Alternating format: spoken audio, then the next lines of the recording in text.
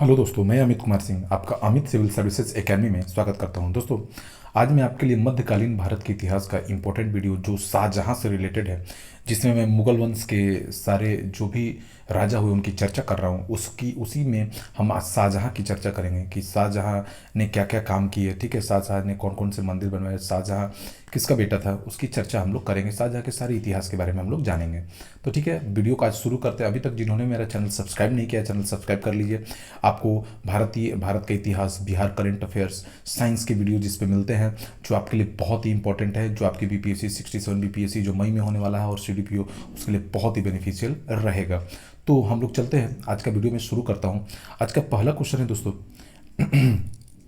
Iran के शाह और मुगल शासकों के बीच झगड़े की जड़ क्या थी। देखिए, कंधार राज्य ईरान के शाह और मुगलों के बीच संघर्ष की जड़ थी। जो कंधार राज्य था, ये जो कंधार राज्य है, यही मुख्यतः ईरान के शाह और मुगल शासकों के बीच झगड़े की जड़ थी, क्योंकि कंधार को अपने हाथों में रखना मुगल शासक तथा ईरान के शाह के लिए प्रतिष्ठा का विषय बन गया था। ठीक है, ईरान का शाह और मुगल शासक दोनों चाहते थे कि कंधार उनके अंडर में रहे, और ये प्रतिष्ठा का विषय दोनों के लिए बन गया था। दोनों शासकों की साम्राज्यवादी योजनाओं को कार्यान्वित किया जाना बहुत कुछ कंधार के अपने हाथों पर रखने पर निर्भर था।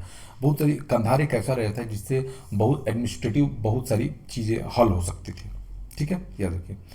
कंधार के निकल जाने से मुगल साम्राज्य को एक बड़ा धक्का पहुंचा। क्यों? जो कंधार रियासत था, जिसके लिए ईरान के शासक और मुगल शासकों के बीच लड़ाई चलता रहा, देखिए तो क्यों हुआ। देखिए, शाहजहां का जो शासनकाल था, 1649 का शासन, शाहजहां के शासनकाल में 1649 ईस्वी की बात है। कंधार पर पूरा किसका अधिकार हो गया? ईरानों का अधिकार हो गया, ईरानों का अधिकार हो गया। ठीक है ना, शाहजहां का शासनकाल जो है 1649 में ईरानों का क्या हो गया? अधिकार हो गया इस पर, किस पे? कंधार पर। ठीक है, मुगल साम्राज्य को सामरिक महत्व के केंद्र के दृष्टिकोण को एक बड़ा धक्का पहुंचा था। ठीक है ना, क्योंकि कंधार के बिना उत्तर पश्चिमी सीमा पर मुगलों की स्थिति दुर्बल हो जाती थी। ठीक है ना, ये उत्तरी पश्चिमी सीमा पर ये बहुत ही इंपॉर्टेंट था, स्ट्रेटेजिक एक तरह से ये एक स्ट्रेटेजिक एक एरिया था, स्ट्रेटेजिक लैंड था, जिससे बहुत सारी चीज़ों पर कब्जा किया जा सकता था, बहुत सारे लैंड पर। तो इसीलिए शाहजहां के शासनकाल में ये धक्का पहुंचना इसका रीजन था मेन। शाहजहां के बल्क अभियान का उद्देश्य क्या था? देखिए, शाहजहां के बारे में क्वेश्चन है तो थोड़ा शाहजहां के बारे में बताओ। देखिए, शाहजहां का जो जन्म हुआ था दोस्तों 5 जनवरी 5 जनवरी 1592 को। ठीक है, लाहौर में इसका जन्म हुआ। यह किसका पुत्र था? यह इसको शाहजादा खुर्रम का नाम से भी जाना जाता था। क्या, किस नाम से जाना जाता था? शाहजादा खुर्रम। ठीक है, आप याद रखिए। ठीक है, इसकी माता मारवाड़ के शासक उदय सिंह की पुत्री जगत गोसाई थी। इसकी माता का नाम क्या था? जगत गोसाई। ठीक है, याद रखिए, क्या नाम था? जगत गोसाई। ठीक है, इसका शादी जो है, बाद में इसका शादी आपको 1612 ईस्वी में अर्जुमंद बानो बेगम से हुआ। अर्जुमंद बानो किससे हुआ? बेगम से हुआ। अर्जुमंद बानो बेगम से हुआ। ठीक है, बाद में इसी का नाम मुमताज महल हुआ है। ठीक है ना, इसी को बाद में क्या नाम हुआ इसका? मुमताज महल। ठीक है, याद रखिए, इसी का नाम बाद में क्या हो गया? मुमताज महल। ठीक है,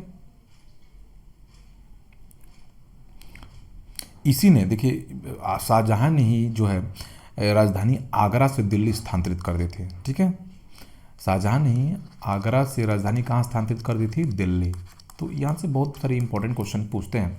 तो अभी यहाँ पे क्वेश्चन जो था, शाहजहां के बल्ख अभियान का क्या उद्देश्य था? देखिए, बादशाह शाहजहां की कामना अपने पूर्वज बाबर की मातृभूमि को पुनः अधिकृत करके मध्य एशिया तथा पश्चिम एशिया के राज्यों के शक्ति संतुलन की थी। ठीक है ना, ये क्या चाहता था कि वह बाबर की मातृभूमि को पुनः अधिकृत करे, जो भी बाबर जहाँ पर कब्जा किया हुआ था। उसके बल्क अभियान का उद्देश्य काबुल की सीमा से सटे बल्क और बदखसा में एक मित्र शासक को लाना था। क्या लाना था इसको?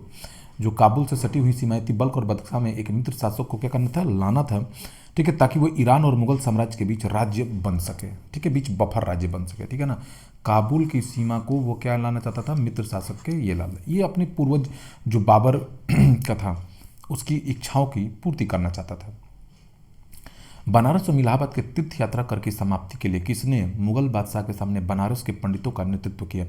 देखिए, बनारस और इलाहाबाद में जो तीर्थ यात्रा कर समाप्ति के लिए मुगल बादशाह के सामने बनारस के जो पंडित थे वो कविंद्रनाथ शाहजहां थे। क्या थे? कविंद्राचार्य ने शाहजहां के सामने यह पेशकश रखी कि भाई वो ये कविंद्राचार्य जो हैं शाहजहाँ के कवि थे। क्या थे ये? शाहजहाँ के एक तरह से राजकवि थे, याद रखिए, कविंद्राचार्य शाहजहाँ के। ठीक है, कविंद्राचार्य कल्पता उन्होंने शाहजहाँ की प्रशस्ति में परिणति थी। ठीक है, इन्होंने बादशाह को समझाया और उनके नेतृत्व किया कि भाई कर को क्या किया जाए, समाप्त किया जाए। निम्न में कौन शाहजहाँ के शासनकाल का कवि, राजकवि था? देखिए, शाहजहाँ के शासनकाल का जो कवि था वो कौन था? वो कलीम था। कौन था? कलीम। ठीक है, शाहजहाँ ने ईरानी, फारसी तथा शैली के कवि कलीम की राजकवि नियुक्त किया था। ये कहाँ के थे? ये ईरानी फारसी शैली के कवि थे कलीम। क्या थे? ईरानी फारसी शैली के क्या थे? ये कवि थे। ठीक है, याद रखिए, ईरानी फारसी शैली के कवि थे। बहुत ही इंपॉर्टेंट क्वेश्चन है, कुछ भी पूछा जा सकता है, याद रखिए। मुमताज महल का असली नाम, अभी मैंने बताया अर्जुमंद बानो बेगम। अर्जुमंद बानो बेगम था ना इनका नाम, मुमताज महल का मैंने अभी बताया आपको। इसी को बाद में जाके मुमताज महल कहा गया। ठीक है, यह आसफ खां की पुत्री थी। किसकी थी? आसफ खां की पुत्री थी। ठीक है, 1612 ईस्वी में इसका शादी शाहजहां से हो गया था। 1612 में शाहजहां से इसका क्या हो गया था? शादी। ठीक है, वेरी वेरी इंपॉर्टेंट क्वेश्चन है, आप ध्यान देते रहिए, यहाँ से कुछ भी क्वेश्चन पूछा जा सकता है। ठीक है, नेक्स्ट क्वेश्चन की तरफ चलते हैं। हिंदू तथा ईरानी वास्तुकला का सर्वोत्तम समन्वय हमें देखने को मिलता है। कहाँ पर मिलता है? तो ताजमहल में मिलता है। ताजमहल में जो है ईरानी और हिंदू दोनों शैलियाँ उपलब्ध हैं। ठीक है, निम्न में से किस मुगल शाह ने दिल्ली की जामा मस्जिद का निर्माण कराया? दिल्ली की जामा मस्जिद का निर्माण शाहजहां ने करवाया है। किसने करवाया है? शाहजहां ने करवाया है दिल्ली की इसका निर्माण। ठीक है, ये महान भवन निर्माण करता थे। ठीक है ना, शाहजहां तो क्या थे? महान भवन निर्माण करता, बहुत सारे भवनों का इन्होंने निर्माण करवाया। ताजमहल का भी निर्माण इन्होंने ही करवाया था। इनके काल में, इनको काल को चित्रकला और स्वर्णकार का कला युग का कहा था। स्वर्णकार कला का युग बोला जाता है इनको, इनके युग को। ठीक है,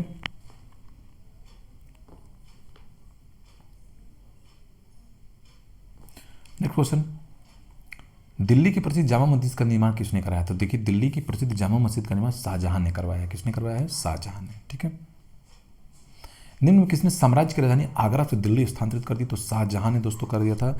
शाहजहां ने अपनी राजधानी स्थानांतरित कर दी थी। ठीक है, 24 फरवरी 1628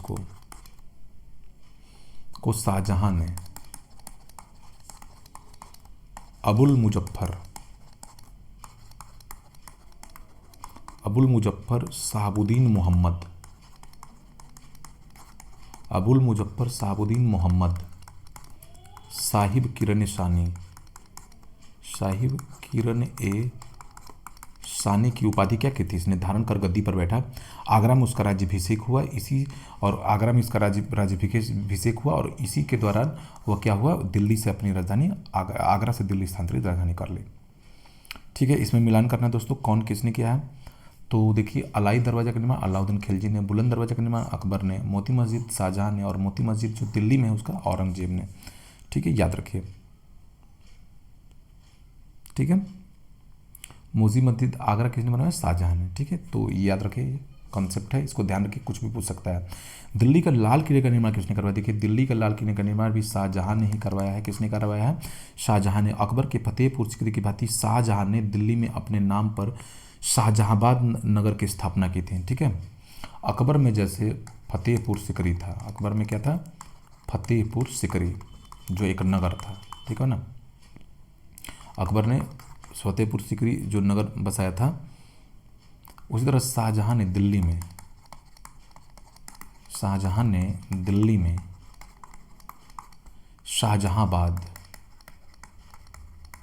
शाहजहांबाद नगर की एक स्थापना की 1648 में। शाहजहांबाद नगर की क्या की थी? स्थापना की थी 1648 में। ठीक है, यहाँ अनेक सुंदर एवं वैभवपूर्ण भवनों का निर्माण किया उसने। ठीक है, तो ये याद रखिए। लाल किले के निर्माण का श्रेयाधिकारी कौन है? तो ये शाहजहां ही है। लाल किले का निर्माण किसने किया था? शाहजहां ने। फिर से क्वेश्चन आ गया, ध्यान रखिए। देखिए, एक ही क्वेश्चन बहुत बार पूछता है। उपनिषदों का फारसी में अनुवाद किस मुगल सम्राट के शासनकाल में होता है? देखिए, उपनिषदों का फारसी अनुवाद जो हुआ मुगल सम्राट शाहजहां के शासनकाल में हुआ था। याद रखिए, वेरी इंपॉर्टेंट क्वेश्चन है। ठीक है। उपनिषदों का फारसी अनुवाद शाहजहां के शासनकाल में हुआ, ठीक है। और इस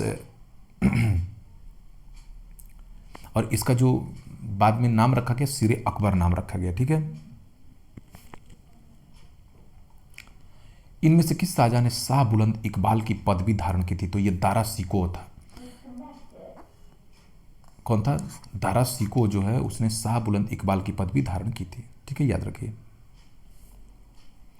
दारा सिको ने किस शीर्षक के अंतर्गत उपनिषदों का फारसी में अनुवाद किया था? देखिए, दारा सिको ने किस शीर्षक के अंतर्गत फारसी में अनुवाद किया था? तो उसने उपनिषदों का फारसी में अनुवाद सिरे अकबर के द्वारा किया था। क्या नाम था उसका? सिर-ए अकबर, ठीक है, याद रखिए। उसने उपनिषदों का जो फारसी में अनुवाद किया दारा सिको ने, तो उसका नाम उसने रखा सिरे अकबर, ठीक है। वेरी इंपॉर्टेंट है, पूछा जा सकता है। सिरे अकबर का लेखक कौन है? तो दारा सिको, याद रखिए, वेरी इंपॉर्टेंट है। सिरे अकबर है क्या? उपनिषदों का फारसी अनुवाद। उपनिषदों का क्या है? फारसी अनुवाद। हिंदू धर्म ग्रंथों का अध्ययन करने वाला प्रथम मुस्लिम कौन था? देखिए, हिंदू धर्म ग्रंथों का अध्ययन करने वाला प्रथम मुस्लिम जो था दारा सिको ही था, ठीक है। कौन है? दारा सिको। निम्न में से किस इतिहासकार ने शाहजहां के शासनकाल को मुगल काल का स्वर्ण युग कहा है? तो देखिए, DAL श्रीवास्तव, कौन है? AL श्रीवास्तव जो हैं, उन्होंने अपनी पुस्तक मुगल कालीन भारत में लिखा है कि शाहजहां का शासनकाल भारत के मध्यकालीन इतिहास में स्वर्ण युग के नाम से प्रसिद्ध है, ठीक है ना। शाहजहां का जो शासनकाल है, शाहजहां का शासनकाल मध्यकालीन भारत का स्वर्ण युग कहलाता है। क्या कहलाता है? मध्यकालीन भारत का स्वर्ण युग कहलाता है। ध्यान दीजिए इसको, ठीक है, वेरी इंपॉर्टेंट। सुप्रसिद्ध कोहिनूर हीरा, नेक्स्ट क्वेश्चन चलते हैं। सुप्रसिद्ध कोहिनूर हीरा शाहजहां को किसने उपहार में दिया था? तो ये मीर जुमला था। कौन था? मीर जुमला ने शाहजहां को, देखिए, मीर जुमला का वास्तविक नाम मोहम्मद सईद था। इसका वास्तविक नाम क्या था? मोहम्मद सईद, ठीक है, मोहम्मद सईद था। ये मूल रूप से अर्दिस्तान का रहने वाला था। ये कहाँ का रहने वाला था दोस्तों? अर्दिस्तान, ठीक है। मोहम्मद सईद नाम था। वो व्यापार व्यवसाय करने के उद्देश्य से गोलकुंडा चलाया और प्रारंभ में यह हीरे का व्यापार करता था। बाद में यह गोलकुंडा के सुल्तान अब्दुल्ला कुतुब शाह की सेवा में जाकर वजीर का पद प्राप्त किया, ठीक है। तो इसने ही क्या किया था? सुप्रसिद्ध कोहिनूर हीरा, ये हीरे का व्यापारी था। इसने किसको दिया था? शाहजहां को उपहार में दिया था। किस मुगल बादशाह ने बलबन द्वारा प्रारंभ किया गया दरबारी रिवाज सिजदा समाप्त कर दिया? देखिए, मुगल बादशाह बलबन ने प्रारंभिक ईरानी दरबारी रिवाज सिजदा समाप्त कर दिया था। शाहजहां के द्वारा समाप्त कर दिया गया था, ठीक है। लगभग 1636 से 37 ईस्वी में शाहजहां ने बलबन द्वारा प्रारंभ किए गए सिजदा रिवाज, एक ईरानी रिवाज था सिजदा, उसको क्या कर दिया था? समाप्त कर दिया था। निम्न में कौन शाहजहां के शासनकाल में अधिकांश समय तक दक्कन का गवर्नर रहा? तो ये औरंगजेब है जिसके दक्कन का गवर्नर रहा शाहजहां के शासनकाल में, ठीक है। तो दोस्तों, ये आपको वीडियो रहा शाहजहां के बारे में, सारे क्वेश्चंस इसमें सम्मिलित हैं, आप देख लीजिए। आपके आने वाली एग्जामों के लिए बहुत ही इंपॉर्टेंट है। Thank you for watching my video. और जिन्होंने अभी तक मेरा चैनल सब्सक्राइब नहीं किया, कृपया सब्सक्राइब कर लें।